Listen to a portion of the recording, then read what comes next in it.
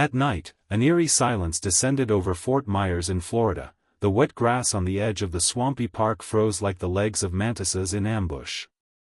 Behind the facade of tourist shops and coastal houses lurked a nightmare, dubbed by locals as the Crocodile Man, a creature that seemed to have stepped out of a children's horror drawing. Coral, green scales, cold amber eyes and a crocodile mouth in which crooked human teeth shone. The first victims in early June 2025, the family of businessman Rick Turner went fishing to the border of the national park. Early in the morning, a father, mother and their 4-year-old son set up a net at the water's edge. As a joke, they caught a small alligator and put it in the trunk of the car to show it to friends in the evening. But 2 hours later, their car was found empty, the doors were open, the net was torn, fishing rods were scattered on the moss. There are drops of blood in the cabin and 2 streaks of fingers clutching for life on the upholstery. Not a single body. Traces of huge intertwined paws were noticed on the shore, as if 2 alligators had joined into one creature. The local rangers said calmly, "Coastal animals can be aggressive." But the small footprints of children's boots nearby made it impossible to attribute the disappearance to wildlife. Legends of the patrol cruiser in the suburbs. They whispered about an old legend. In the 20s, fisherman Joe Baker, trying to pull out a giant alligator, fell into the water. No one saw him alive, but a rotted body and a bag of human bones were found next to the remains of the net. A month later, street artists painted the dam with hooks and the inscription, "He is resurrected." Thus was born the story of the Crocodile Man, which became the only explanation for the countless disappearances. The Pursuit in the Swamps detective Iris Collins, the senior investigator of the Department of Disappearances, came to the park. Her gloomy boots sink into the black mud, and the lantern highlights rows of empty turtle shells. "We're not dealing with an ordinary alligator," she told her partner, forensic scientist Laura Chen. The agency's cameras captured a figure emerging from the water, a man with the body of a huge crocodile, whose silhouette was hidden behind dense thickets. The night ambush Iris sets up an ambush at the former boat dock, steam from the swamp billows in the moonlight, and she trembles with apprehension. Suddenly, a shadow glides across the water, a giant head, jaw opens, spitting out viscous strands of saliva. The investigator shoots from an unwitting flashlight, hitting the cloudy surface, and the light catches the distant reflection of amber pupils. The explosion of the shot echoes through the swamp, but the Crocodile Man dissolves into the reeds, leaving behind only a broken boat and the corpse of a fisherman with a torn chest. A brilliant scientist and a curse lead Iris's footprints to an abandoned laboratory at the University of Florida. There, Reverend Dr. Simon Radcliffe, who was expelled from the academy for his insane experiments on crossing human and reptilian DNA, is completely absorbed in the idea of immortality. On the wall of his office is a photo with historical documents, Joe Baker, dying on the nets. And there are fragments of his skin in test tubes. Radcliffe believed that transferring crocodile DNA would save him from aging. But one day, the experiment with a human donor got out of control. Breakthrough in the laboratory. Iris penetrates Radcliffe's underground bunker, smelly corpses of slaughtered animals and drops of blood on the wall, forming a diagram. There is a stool in the illuminated cell, and on it is a worn medical gown. Scales spread across the floor, and a whisper came from the ventilation, "Help me. I'm not human anymore." The traffic light behind his voice opens the hatch, and the stairs lead down to the power room. There's a blind door with a combination lock. It has an inscription, Croc 001_X, T, and 2 loops. The face of the monster. The code turns out to be a date. January 10, 1924 is the day Joe Baker died. Behind the door is a dark lake, in the center of which stands a metal platform. A monstrous figure glides across it, the torso of an alligator, and the head of a man with dead skin and eyes full of hatred. It's a creature created by Radcliffe, and now it's on the loose, eager to go crazy on anyone who gets in its way. Fighting on the platform, Iris aims at the muscular spine and fires an explosive cartridge. The scales sparkle, but the creature only emits a dull roar. She directs the light of her pistol directly at his solar plexus. The crocodile man lashes his tail, throwing Iris into the water. Underwater, she hides behind a clump of algae. When the monster dives after her, the pitch darkness is torn by the beam of Radcliffe's flashlight, which gave the creature a program shutdown. The denouement, and at the cost of his life, Radcliffe runs up to the control panel. There is a self-destruct button on the remote control. This is the only way to stop him, he shouts, but a monster rises out of the water. An explosion shakes the tunnel, and Iris grabs onto the wall as the roof collapses. The light goes out, and suddenly a liquid puddle of boiling scales glitters in the crack. Bodies are found near the shore. Iris is seriously injured, but alive. Radcliffe has disappeared without a trace. The laboratory is covered with a blockage, and no one will tell about it. But the thorny belts of swamp fog will guard the entrance to the dungeon where the immortal Crocodile Man sleeps for a long time. The epilogue.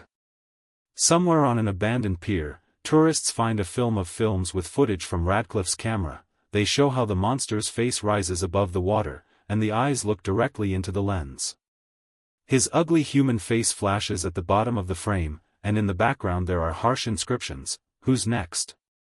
Only after watching this video will you understand. In the depths of the swamps there is not just an alligator hiding, but a creature born out of our fears and scientific ambitions. And can anyone survive facing him face to face? Since then, everyone who dares to visit Fort Myers and Everglades after sunset has been huddling closer together. In the sound of cicadas and splashing water, they hear a muffled whisper, "I'm coming for you." The end? Do not forget to explore the shores of the lake and do not go too far into the reeds. After all, the Crocodile Man is already waiting for his next victim. Almost 6 months have passed since the collapse of the Radcliffe Laboratory in an underground bunker on the outskirts of Fort Myers.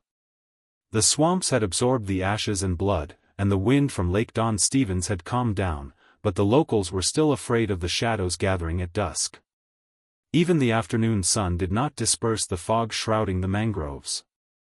The whispers of the pursuit of the Crocodile Man did not stop. Someone could see his yellowish scaly shoulders in the distance. Someone could make out the half-decomposed skin of a human face between the teeth of black jaws. The return of Wounded Souls detective Iris Collins was finally discharged from the hospital, but sadness and dull pain would not let her go. The damaged vertebra was almost healed, but at night she dreamed of this creature diving into the depths of the black water, and for a moment, rushing towards her mouth, gaping with crooked teeth. She returned to her old house on the edge of town, dimly lit by lanterns. The news came from the radio. Even after the destruction of the laboratory at Fort Myers, there is no official confirmation of the death of the monster.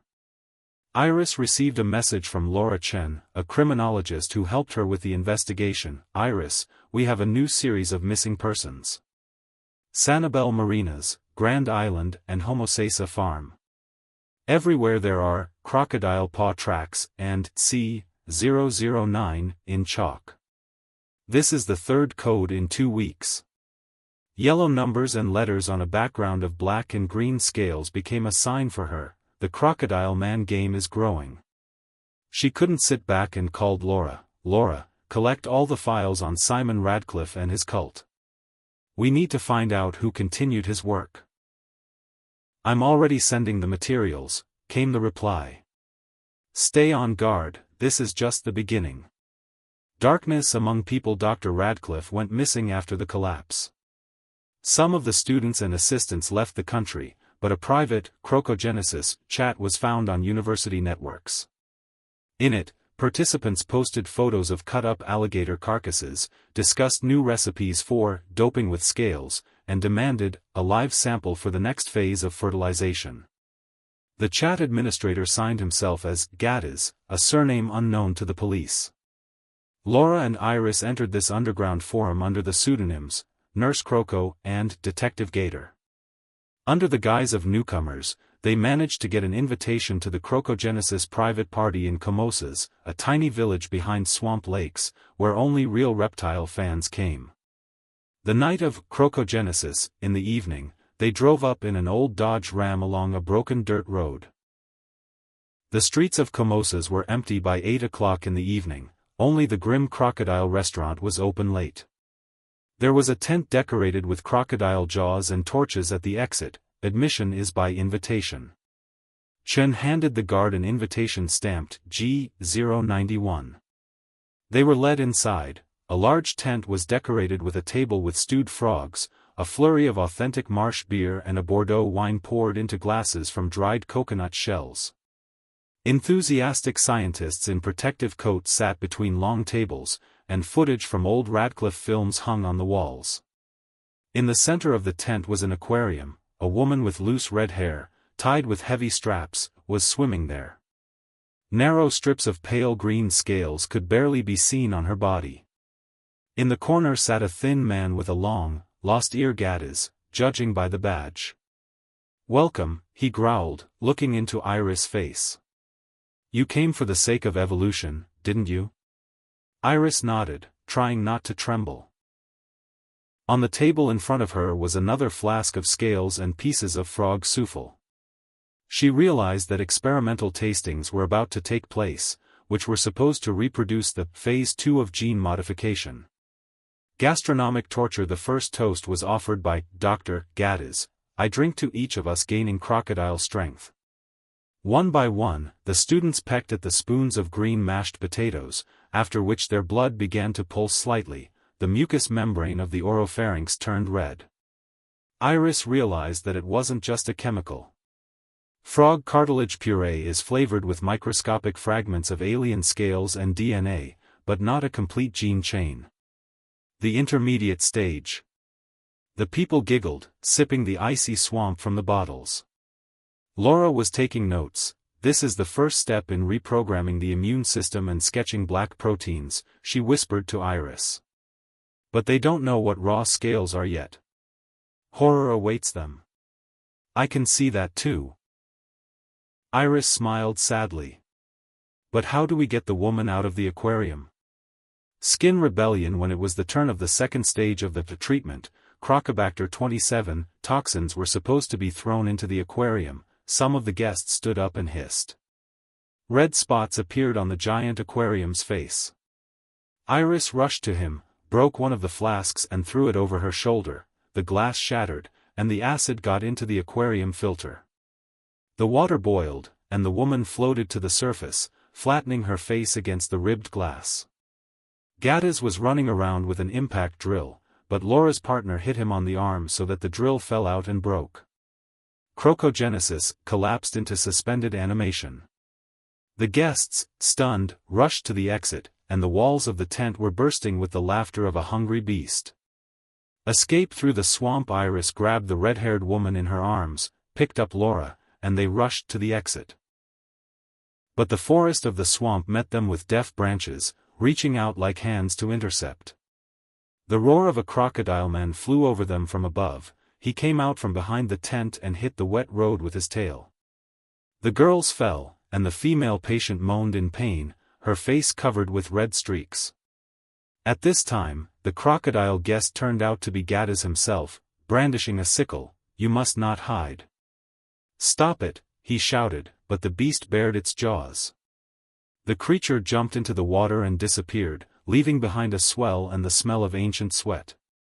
Laura grabbed the girl's hand and pulled her towards the swamp path. The last battle. The swamp was a maze. Mud squelches at every step, and the sound of a swallowing mouth is behind my back. The woman from the aquarium was wheezing. Laura needed to get an injection against Crocobacter.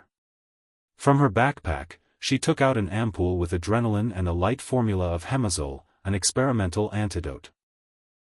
The injection worked. The woman came to life for a couple of seconds, straightened her shoulders and looked into the distance. "He's coming." A moment later, a crocodile man emerged from behind the hearth of an abandoned pier. He walked on the water as if it were solid ground, and a bridge lamp was stuck in his jaw. In its light he looked huge, and his scales shimmered with acid green. Iris had no weapon, just a rusty axe found in the ruins of the laboratory. She knew that hitting the head was the only chance. The creature swung its tail, but the female patient lunged forward and grabbed his arm. The creature growled and hissed, but for a moment it slowed down. The human part inside had awakened. Laura and Iris ran up at the same time. The axe plunged into the high crown of the human crocodile, and the female patient, suffering and torn between human pity and animal instinct, grabbed its second tail and pulled it down. The fall of the beast with a cry of pain, the crocodile man fell into the water, disappeared into the swamp of overgrown bushes, and then smoothly surfaced, disappearing like a cloudy shadow near the shore. The flames of the tent's torches were extinguished in smoke, and the air smelled of marsh dryness and rust. The female patient exhaled weakly, "Save those who will come after me." Laura grabbed her, "We'll save you, too. Horror is not dead yet, but when the crocodile man will finally return, no one knows. The passages under the swamp where he manages to hide are as confusing as everyday fears." Laura and Iris's report will soon disappear into the archives with the wording, "Non-unique names of anomalies and depressions," and swamp lakes will continue to attract fans of extreme sports. But one of those days, when you drink beer at the Crocodile makeup and look out the window at the mangroves, you may feel a faint hum in the night. Your gaze will fall on the scaly back, gliding over the water's edge, and you will remember, real monsters do not die after one blow with an axe. They're just waiting for a new round. Epilogue: a year later, in the new episode, Crocogenesis 2.0, footage of a drone shooting at night over the fourth pier of Fort Myers appeared. There, among the reflections of the moon and old bridges, a gigantic shadow flashed by. She snapped her teeth and sank into the water. The chalk inscription D020 was clearly visible on the drone's camera screen at the bottom. "The game has started all over again," Iris whispered, watching the recording in an abandoned house. "And I will come to finish it."